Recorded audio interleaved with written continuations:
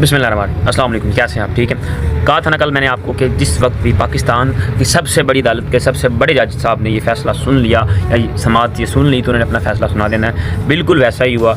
10 के 15 मिनटों के अंदर उन्होंने 9 मई के केसेस से इमरान खान को सज़ा से जो है वो बरी कर दिया है और उन्हें ज़मानत मिल चुकी है। ठीक है, देखें जिसे अल्लाह रखे उसे कौन रखे, वह तो इज़्ज़त मंतशा व तो ज़िल्लु मंतशा। अल्लाह ताला ने बड़ी इज़्ज़त बकिया खान साहब को जैसे पहले झूठे केसेस में अल्लाह ताला ने उन्हें जो इज़्ज़त बख्शी थी, इसी तरह 9 मई के केस से भी क्या क्या कुछ नहीं हुआ उनके साथ, क्या क्या कुछ नहीं किया, कितना कुछ उन्होंने किया, लेकिन जज साहब ने जो फैसला सुना, ठीक है, समाअत सुनी तो समाअत सुन के उन्होंने जो है वो उन्हें ज़मानत दे दी।